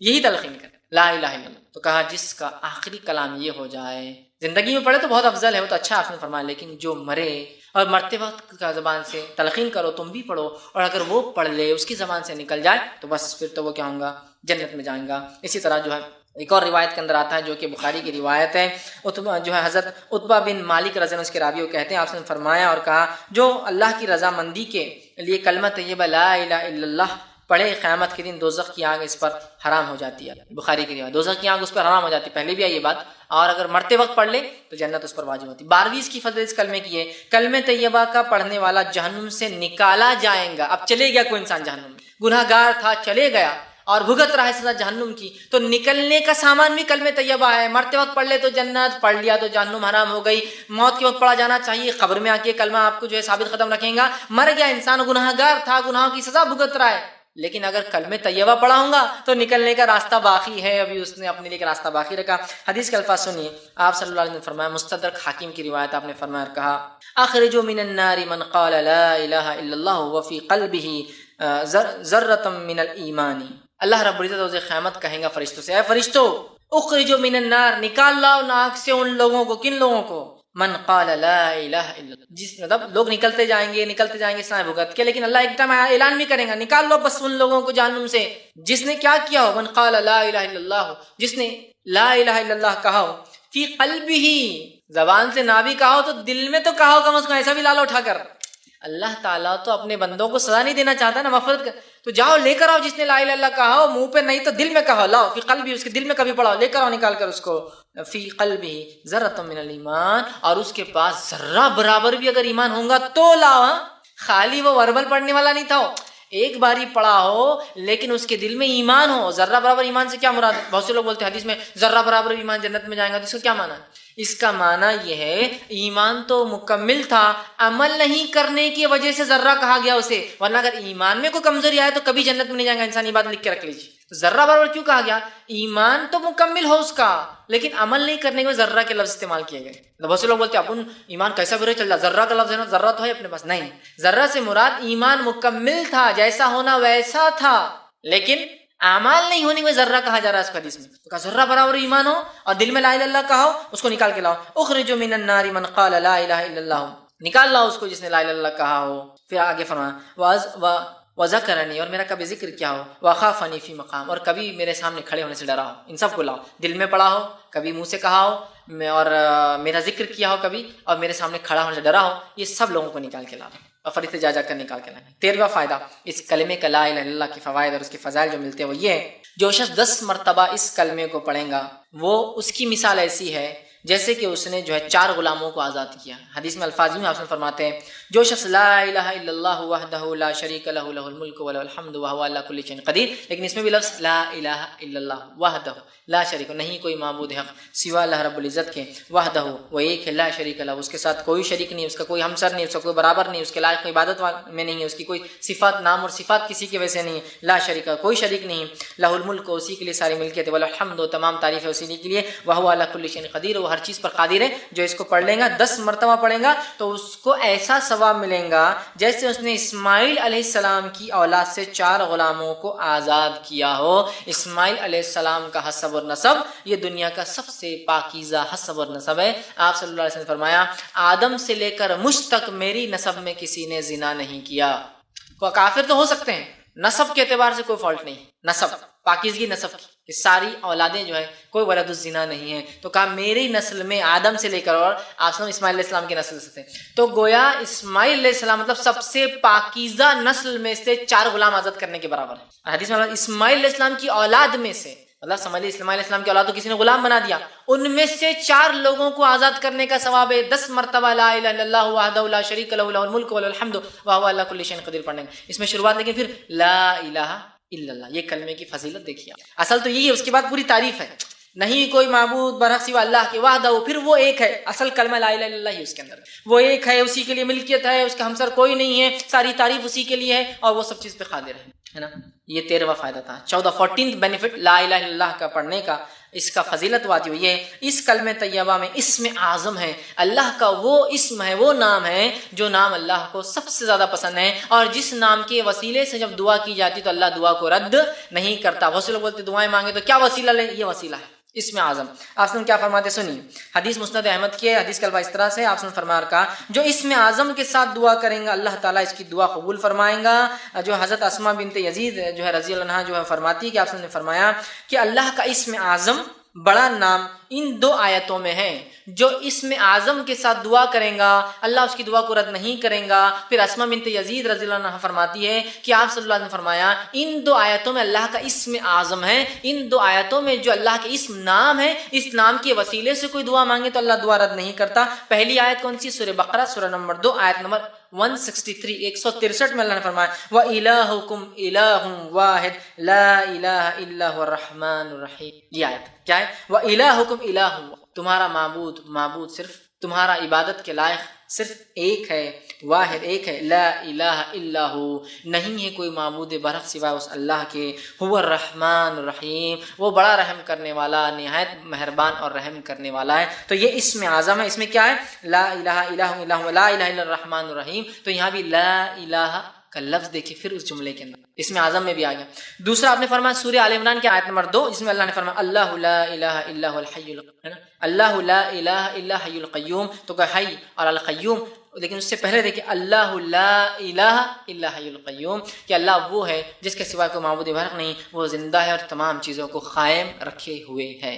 پھر آگے لا الہ الا اللہ اسم اعظم. تو لا الہ الا اللہ کی فضیلت دیکھیے، جو لا الہ الا اللہ کے ساتھ اللہ کی دوسرے اسماء و صفات جوڑ کر جو ان آیتوں میں آ رہے دعا کرتا ہے اس کی دعا رد نہیں ہوتی. کتنی بڑی فضیلت ہے لا الہ الا اللہ کی. آئیے اسی طرح جو ہے لا الہ الا اللہ کی 15ویں فضیلت، کلمہ توحید کی 15ویں فضیلت، کلمہ طیبہ کی 15 فضیلت کیا ہے؟ وہ یہ کلمہ طیبہ مشکل کشائی اور قاضی الحاجت ہے. مشکل کشائی، پریشانی، حاجت روائی کے لیے اس کلمے کو پڑھنا چاہیے. آئیے حدیث کے الفاظ اس طرح سے ہے اور یہ حدیث مسند احمد کی ہے.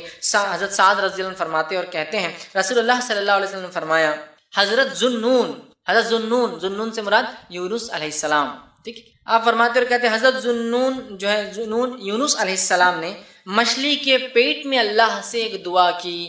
اگر وہ یہ دعا نہ کرتے تو مچھلی قیامت تک یونس کو لے کر وہیں سمندر میں گھومتی رہتی. اگر یونس علیہ السلام یہ دعا نہ کرتے تو قیامت تک وہ مچھلی ان کو پیٹ میں لے کر گھومتی رہتی. اور وہ کیا دعا تھی جو مشکل کشائی میں جو یونس علیہ السلام نے کی؟ لا الہ الا انت سبحانک انی کنت من الظالمین. یہ دعا تھی جو انہوں نے کی، ہے نا. بہت سے لوگ اس کو آیت کریمہ بولتے ہیں، جلالی آیت بولتے ہیں. یہ آیت جو ہے ہر بار پڑھنا. کریمہ مطلب کرام، مطلب جس کی وجہ سے اللہ کرم کرتا ہے. جلالی مطلب اللہ رب العزت اس آیت کے پڑھنے کے بعد جلال میں آ جاتا ہے، دعاؤں کو سنتا ہے، یہ معنی ہوتا ہے. بہرحال تو اگر یونس علیہ السلام نے کیا دعا کی تھی؟ لا الہ الا انت سبحانک انی کنت من الظالمین. لا الہ الا انت، نہیں کوئی معبود برحق اللہ سوائے تیرے. سبحانک، تیری ذات پاک ہے کہ میں نے خطا کی بغیر سوچے سمجھے، بغیر تیرے فیصلے کی. یہ سوچا قوم اب گناہ کریں گی تو عذاب آئیں گا، نکل آیا سبحانک تیری ذات پاک ہے.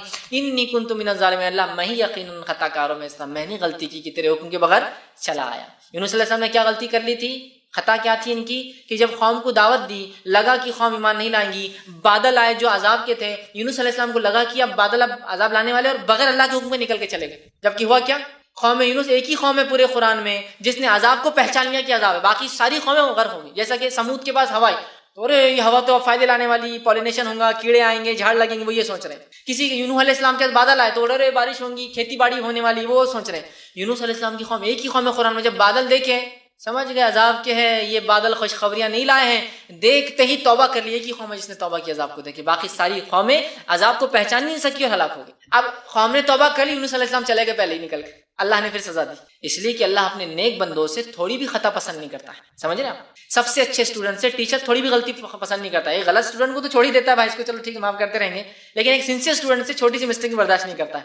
تو اللہ رب العزت کے برگزیدہ نبی ہے، تو چھوٹی سی مسٹیک بھی اللہ نے وہ نہیں کی، خطا پکڑ لی کہ آپ جاؤ مچھلی کے پیٹ میں، ڈبا دیا اس کشتی جس میں جا رہے تھے، اور آئی مچھلی نگل کے لے گئی. تو آپ سے فرماتے ہیں کہ اگر یونس یہ نہ پڑھتے تو اللہ تعالیٰ قیامت تک گھماتے رہتے یونس علیہ السلام کو. پھر آپ نے کہا رسول اللہ آگے فرماتے ہیں جو مسلمان اس آیت کریمہ کو پڑھ کر دعا کرے اللہ تعالیٰ اس کی دعا قبول فرمائیں گا.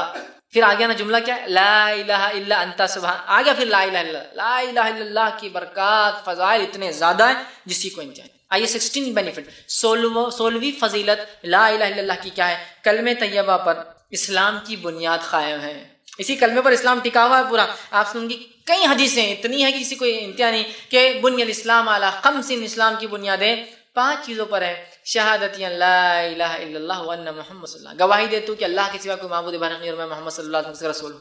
تو کلمہ طیبہ، اور آپ دیکھیے کوئی بھی مسجد میں چارٹ ہوتا ہے شہادت، نماز، روزہ، زکوٰۃ، حج، ایک جھاڑ اس کو 5 پھول بتاتا، بنیاد ہے، فاؤنڈیشن ہے یہ اسلام کے، اور ان 5 میں سے بھی لا الہ الا اللہ سب کا بیس ہے۔ روزہ بھی تب قبول جب کلمہ صحیح، توحید صحیح، نماز بھی جب قبول جب توحید صحیح، زکات بھی جب قبول جب توحید صحیح، سب چیزیں جبھی قبول، حج بھی تبھی قبول جب توحید صحیح۔ تو یہ بیس ہے، تو کلمہ طیبہ فاؤنڈیشن ہے، بیس ہے اسلام کا، جس کا یہ غلط اس کا پورا اسلام غلط، جس کا یہ صحیح پورا اسلام صحیح۔ 16 بینیفٹ فضیلت، پورا اسلام اس پر ٹکا ہے۔ تو کلمہ طیبہ کو معنی کو سمجھنا، اس کے مطابق زندگی گزارنا، یہ ہماری ضرورت ہے، ورنہ ہم ناکام کہلائیں گے آخرت میں۔ 17واں فائدہ اور آخری فائدہ جو آج رکھوں گا اس کی فضیلت، کلمہ طیبہ کی، لا الہ الا اللہ کی، وہ کیا ہے؟ کلمہ طیبہ کا وزن بڑا بھاری ہے، اس کی اتنی بڑی فضیلت۔ آئیے کیا فضیلت ہے کہ موسیٰ علیہ السلام جیسے نبی بھی پریشان ہو گیا اس کی فضیلت سنیے۔ آئیے حدیث کے الفاظ اس طرح سے، صحیح ابن حبان کی روایت ہے، نبی اکرم صلی اللہ علیہ وسلم فرماتے اور کہتے ہیں، موسیٰ علیہ السلام نے ایک مرتبہ دیکھا سارے ہی لوگ لا الہ الا اللہ کہتے ہیں، میں نبی ہوں، میں کچھ ایکسٹرا کرنا چاہتا ہوں، مجھے کچھ الگ ملنا چاہیے۔ تو ایک مرتبہ اللہ سے کوشچن کیا، سوال کیا اور کہا، اے پروردگار، اے دنیا کائنات کو چلانے والے، آپ مجھے کوئی ایسے کلمہ سکھا دیجئے کہ جس کو پڑھ کر میں آپ کو یاد کرتا رہوں۔ ان کو کیا لگا، وہ نبی ہے، کچھ ہٹ کر پڑھنا چاہیے، نبی نے کچھ ہٹ کر عبادت ہونی چاہیے۔ تو کہ اللہ کچھ ایسا کلمہ بتاؤ کہ جو کلمے کو میں پڑھوں تو اسپیشل آپ کی عبادت ہو، آپ کو یاد کروں، اور اس کے ساتھ دعا مانگا کروں آپ سے، میں اس کلمے کے ساتھ ٹھیک مانگا کروں۔ اللہ تعالیٰ نے فرمایا لا الہ الا اللہ، موسیٰ لا الہ الا اللہ پڑھو، اگر تم کو میرا ذکر کرنا ہے، سب سے افضل ذکر کرنا، اور اس کلمے کے ذریعے دعا مانگنا ہے، تو کون سا کلمہ ہے مانگنے کے لیے؟ لا الہ الا اللہ، اے اللہ تو ہی سب کچھ دینے والا، یہ کلمہ ہے، وسیلہ ہے۔ تو کہا دعا مانگنا ہے تو اس کلمے کے ذریعے مانگو۔ اب موسیٰ علیہ السلام نے فرمایا، حضرت موسیٰ علیہ السلام نے کہا، فرمایا یہ تو تیرے سارے ہی بندے کہتے ہیں نا، میں تو اسپیشل چاہ رہا ہوں نا، کچھ سبھی کہہ رہے ہیں، یہ بھی کہہ رہا ہے، وہ بھی کہہ رہا ہے، سبھی کہہ رہے ہیں، میری پوری قوم کہہ رہی ہے، آنے والے لوگ کہیں گے، پچھلے لوگوں نے کہا، میں تو اسپیشل چاہ رہا ہوں کچھ آپ سے، میں تو آپ سے کلام کرتا ہوں نا، کلیم ہوں، تو اسپیشل کچھ دیجیے مجھے۔ تو اللہ رب العزت نے فرمایا، موسیٰ علیہ السلام سے عرض کیا، یہ تو تیرے سارے بندے کہتے ہیں۔ اللہ تعالیٰ نے فرمایا یہی کلمہ پڑھا کر ہے موسیٰ، یہی کافی ہے۔ موسیٰ علیہ السلام نے کہا کوئی مخصوص چیز بتائیے، لیکن موسیٰ علیہ السلام کی فطرت تھی، ضد کرتے تھے اللہ سے، تو کہا نہیں کچھ اسپیشل مجھے چاہیے، اور یہ تو آپ سب بندے پڑھتے ہیں، سارے لوگ پڑھتے ہیں، مجھے اسپیشل چاہیے۔ تو اللہ تعالیٰ نے موسیٰ علیہ السلام نے کہا نہیں مجھے کچھ مخصوص چیز بتائیے۔ اللہ رب العزت نے فرمایا اے موسیٰ تم اس کلمے کو معمولی سمجھتے ہو، معمولی سمجھتے ہو؟ اگر اس کلمے کا وزن ترازو میں کیا جائے اور ایک پڑھنے میں ساری زمین اور ساری آسمان، مطلب 7 زمین اور 7 آسمان، مطلب 14 چیزیں رکھ دی جائے، اور دوسرے پڑھنے میں صرف لا الہ الا اللہ جس کو تم معمولی سمجھ رہے ہو، مجھ سے کچھ ایکسٹرا مانگ رہے ہو، اگر اس کو رکھ دیا جائے تو لا الہ الا اللہ کا پلڑا بھاری ہو جائے گا، اور 7 زمین اور آسمان ہلکے ثابت ہوں گے۔ اور 7 زمین اور آسمان کا وزن کیا ہو سکتا ہے ہم اندازہ نہیں لگا سکتے، ان امیجنیبل اماؤنٹ آف ویٹ ہے وہ، اس وزن کا اندازہ نہیں۔ ہماری دنیا کا وزن کتنا ہوگا، ہماری صرف ملکی وے گیلیکسی میں ہمارے سورج اور ہماری جو آس پاس جو کائنات میں پلانٹ جس کو کہتے ہیں ان کا وزن کتنا ہوگا، اور ہماری ملکی وے گیلیکسی جس کے اندر دودھیا گیلیکسی میں 100 ٹریلین سٹار ہے، بہت بڑی گنتی ہوتی ہے، 100 بلین کا 1 ٹریلین ہوتا ہے، 100 ٹریلین سٹار ہے، اور ایک ایک تارہ سورج سے بھی کہیں کہیں گنا 10 10 20 20 30 30 40 40، بلکہ سورج کے مقابلے میں 1300 بلین ٹائمز اس کا ویٹ زیادہ ہے، مطلب وہ حساب بہت بڑا ہے، یہ ہم کر نہیں سکتے آسانی سے، ہمارے کیلکولیٹر بھی نہیں کرتے، 12 ڈیجٹ سے آگے چل جاتا ہے، یہ ایک ایک اتنا وزنی ہے، یہ صرف ہماری ہے۔ اور ہماری کائنات جو پہلے آسمان سے پہلے تمام چیزیں، اس کے اندر 300 کھرب ایسی کائناتیں چل رہی ہے جو ہم دیکھ سکتے ہیں، اس کے علاوہ کتنی ہوں گی وہ اللہ ہی بہتر جانتا ہے۔ یہ سب پہلے آسمان سے پہلے کی بات ہو رہی ہے، ابھی پہلا آسمان باقی ہے، دوسرا تیسرا، تو 7 آسمان اور 7 زمین کو 14 چیزیں ایک پلڑے میں ہیں، ڈال دی جائے، اور صرف ایک پلڑے میں لا الہ الا اللہ ڈال دیا جائے تو موسیٰ یہ پلڑا بھاری پڑ جانے والا۔ یہ اس کی فضیلت لا الہ الا اللہ کی۔ تو کیا یہ فضیلت صرف پڑھنے سے ہے؟ نہیں میرے بھائیوں، پڑھ کر اس کے تقاضوں کو پورا کر کے ساری زندگی توحید پر گزار کے اسی پر مرنے پہ ملتی ہے فضیلت۔ یہ کلمہ بہت بھاری کلمہ جو ہمیں مل چکا ہے، یاد رکھیے، اس کا فائدہ اٹھانے کی ضرورت ہے۔ آئیے آگے ایک اور واقعہ سنیں، بڑا پیارا واقعہ ہے اور مسند احمد کی روایت۔ آپ صلی اللہ علیہ وسلم فرماتے ہیں میری امت کا ایک شخص جو شخص ہوگا، اس شخص کو سب کے سامنے لایا جائے گا، ایک شخص اس امت سے، امت محمدی سے لایا جائے گا، سب کے سامنے لایا جائے گا، اس کے اعمال کے 99 دفتر ہوں گے، 99 رجسٹرز فل ہو چکے ہوں گے، اور 99 کے 99 رجسٹرز گناہوں سے فل ہوں گے، اس کی اتنا گنہگار۔ میری امت کا ایک شخص لایا جائے گا جس کے 99 دفتر ہوں گے، حساب کتاب کے رجسٹرز ہوں گے، ہر دفتر کو جب اس کے سامنے کھولا جائے گا تو ایک دفتر زمین سے لے کر آسمان تک کھل جائے گا، جہاں تک نظر جائیں گے اس کا دفتر کھلا ہے کھلا ہے کھلا ہے کھلا ہے اور کھلا ہے، اتنا بڑا دفتر، مطلب ایک اس کا رجسٹر جس میں اس کے نام اعمال فرشتوں نے لکھے ہیں، ایک دفتر جب کھولا جائے گا تو زمین اور آسمان کے اتنا جہاں تک نظریں جائیں گی وہ دفتر کھلا ہوگا، اور اس میں اس کے گناہ لکھے ہوئے ہوں گے۔ تو 99 رجسٹر بھرے ہوں گے اس کے صرف گناہ سے، 99 دفتر، حدیث میں الفاظ ہے۔ اللہ سبحانہ تعالیٰ اس سے فرمائیں گا اور اسے کہیں گا کیا تو ان دفتروں میں سے کسی دفتر اور کسی فرشتے کی لکھی ہوئی چیز کا انکار کرتا ہے، ڈینائل کرتا ہے کہ میں نے گناہ نہیں کیا؟ کہیں گے اللہ نہیں، میں ایک چیز کا بھی تجھ سے انکار نہیں کر سکتا ہوں کہ گناہ میں نے نہیں کیا، مطلب میں نے سب کیا ہی گناہ، 99 رجسٹرز گناہوں سے فل ہے، ایک دفتر زمین سے آسمان کے بیچ میں کھلا ہے، سارے گناہوں سے بھرے۔ اللہ پوچھیں گا بندے تجھ پر کوئی ظلم تو نہیں ہو رہا ہے نا؟ میرے فرشتوں نے کوئی بات غلط تو نہیں لکھی ان دفتروں میں سے؟ چیک کر۔ وہ کہیں گے اللہ ایک بات بھی تیری فرشتوں نے غلط نہیں لکھی، سب کیا میں نے، واقعی میں اتنا گناہ گار تھا۔ انکار اقرار کر لیں گا، وہ کہیں گا دفتر کا انکار کرتا ہے، وہ لکھنے والے نگران فرشتوں سے تجھ پر کوئی ظلم کیا ہے؟ تو وہ شخص کہیں گا اور اللہ تعالیٰ سے فرمائیں گا اے اللہ تیرے فرشتوں سے کوئی خطا اور غلطی نہیں ہوئی میرے پروردگار۔ پھر اللہ تعالیٰ فرمائیں گا کیا تجھے کوئی عذر ہے؟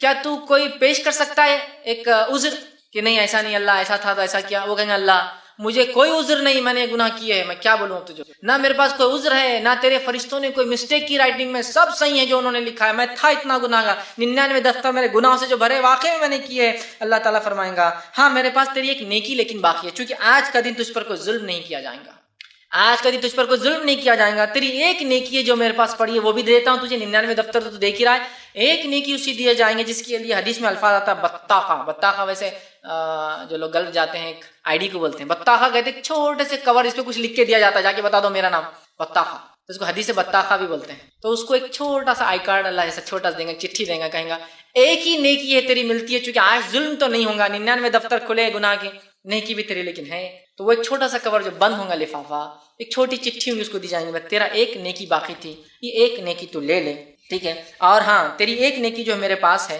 تو اس نیکی کو لے لے، اور قیامت کے دن تجھ پر کوئی ظلم نہیں کیا جائے گا، جو تیرے گناہ ہے اس کی سزا دی جائیں گی، جو تیری نیکیاں وہ بھی تجھے دی جائیں گی نا، ایسا نہیں کہ اتنے گناہ ہے تو تیری ایک نیکی نہیں، لے تیری نیکی دی جائیں گی، اور اس کے بعد وہ نیکی کو لیں گا، پھر ایک پرچہ نکالا جائے گا جس میں جو ہے وہ جو پرچہ ہوگا، جب وہ پرچے کو وہ انسان کھولے گا اس پرچے میں لکھا ہوگا اشہد ان لا الہ الا اللہ و اشہد ان محمد عبدہ و رسولہ، یہ لکھا ہوا ہوگا۔ اس نے زندگی میں ایک بار گواہی دی تھی کہ میں گواہی دیتا ہوں کہ اللہ کے سوا کوئی معبود برحق نہیں، اور میں گواہی دیتا ہوں کہ محمد صلی اللہ علیہ وسلم اس کے بندے اور رسول ہے، بندے اور رسول، اور بندہ انسان ہوتا ہے، یاد رکھیں عبد کہتے ہیں انسان کو، بندے اور رسول ہے، ایک انسان ہے اور اس کے رسول ہے، یہ اس میں لکھا ہوگا۔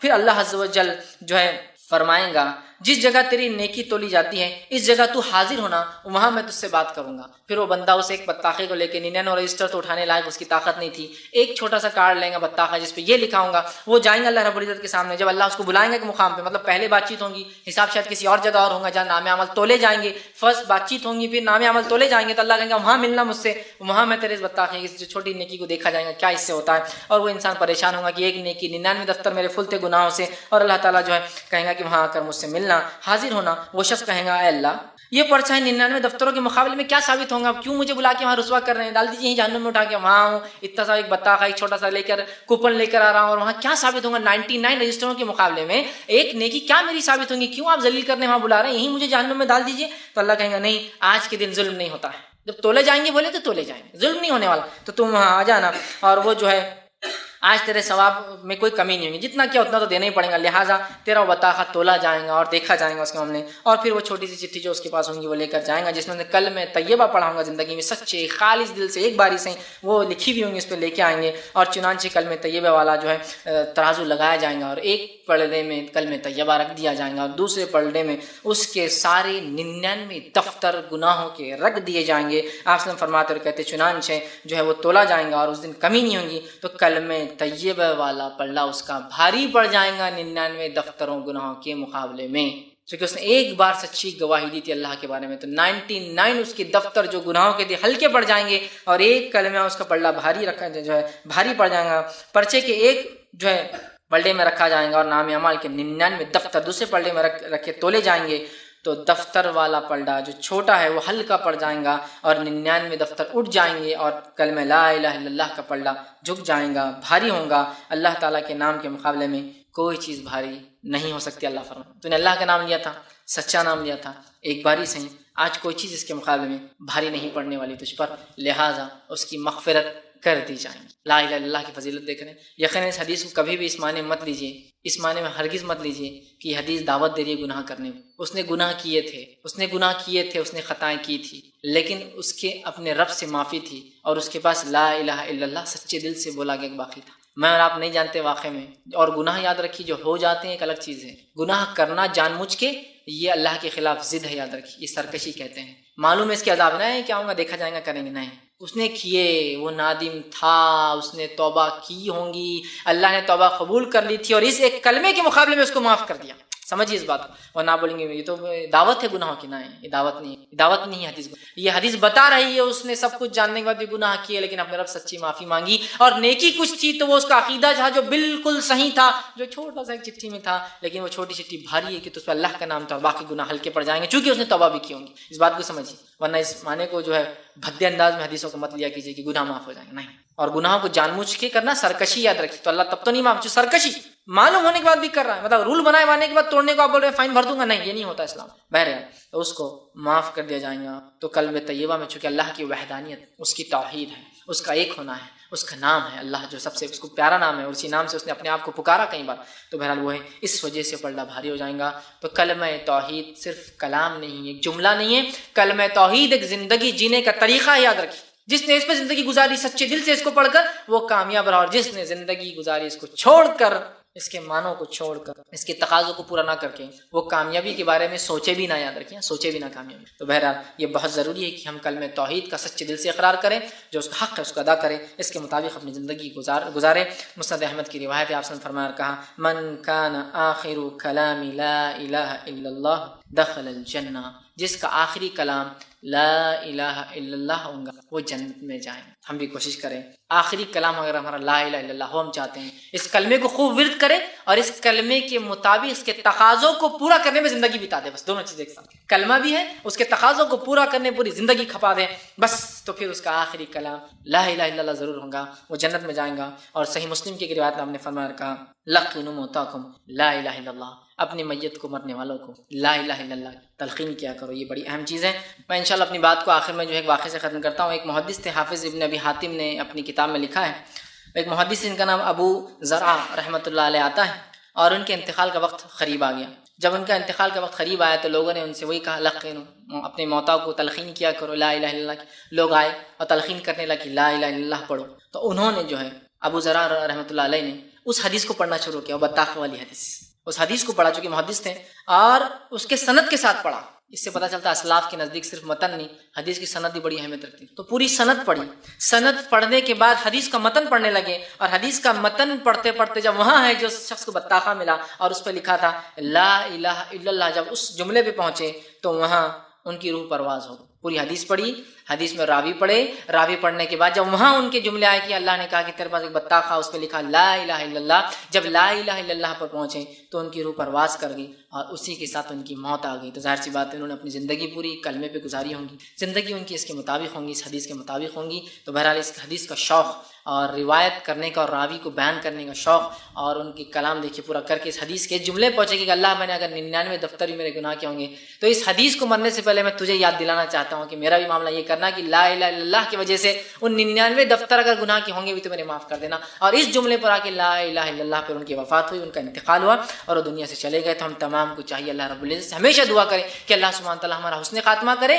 اور ہمیں جو ہے موت سے پہلے یہ کلمہ ضرور بھی ضرور نصیب کرے جس کو لا الہ الا اللہ کہتے ہیں، لا الہ الا اللہ محمد رسول اللہ، یہ کلمہ ہماری زبان پر ہو۔ جس شخص کو اگر ایسی موت آ جائے جس نے اپنے آخری جملے اور کلام میں لا الہ الا اللہ محمد رسول اللہ پڑھا، میں نہیں سمجھتا ہوں اس سے بہتر اور اس سے اچھی موت کسی کی پر ہو سکتی ہے۔ تو ہمیں چاہیے اپنے حسن خاتمہ کی ہم دعا کریں اور اللہ سے ضرور دعا کریں کہ اللہ ہمارا خاتمہ جو ہے ضرور جو ہے اس کلمے پہ لا الہ الا اللہ محمد رسول اللہ پہ ہو۔ لیکن میرے بھائیوں اس کلمے کے کچھ تقاضے ہوتے ہیں، ان تقاضوں کو بھی پورا کرنا ضروری ہے، صرف کلام یا صرف جملہ اصل نہیں ہے، جملے کے ساتھ کچھ اعمال ہے وہ کرنا ہے۔ تو ہمیں اپنی زندگیوں کو اس کلمے کے مطابق لا الہ الا اللہ محمد رسول اللہ، اللہ کے حکم اور رسول کے حکم کے مطابق۔ یہ تو کلمہ ہم چاہ رہے ہیں نا آخر میں جو پڑھ رہے ہیں وہ تو خالی جملہ ہے، لیکن اس سے پوری زندگی لگی ہے۔ گویا یہ ایک وہ ہوتا ہے نا کہ پانی کے اندر جو برف ہوتا ہے اس کی ایک آئس برگ جس کو اس کی ایک نوک ہے، نیچے پورا پہاڑ ہوتا ہے، اس کا پہاڑ جو ہوتا ہے زمین پہ اتنا اونچا ہوتا ہے، نوک ہوتی ہے، لیکن اصل سائنس کہتی ہے وہ پہاڑ نیچے کئی گنا بڑا ہوتا ہے۔ تو بس یہ تو لا الہ الا اللہ ایک جملہ ہے لیکن اس کے پیچھے پوری زندگی لگی ہے۔ محمد رسول اللہ ایک جملہ ہے لیکن پوری زندگی اس نبی کے طریقے پر، یہ اصل چیز ہے۔ تو جس نے اپنے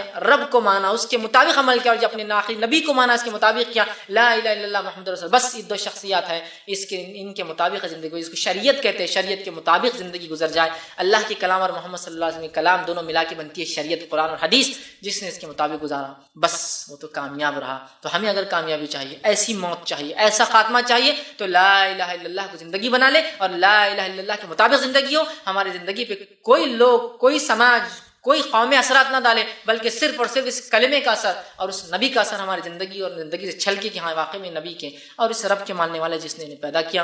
یہ نہ ہو کہ منمانی کی، رب کو چھوڑ کے دوسروں کو پکارا، شرک کیا اور نبی اکرم صلی اللہ علیہ وسلم کی اتباع کے خلاف آپ کی نافرمانیاں کی اور پھر کہہ رہے لا الہ الا اللہ. یہ لا الہ الا اللہ کچھ کام نہیں آنے والا جب تک کہ اس کے پیچھے تقاضے عمل نہ کیا گیا.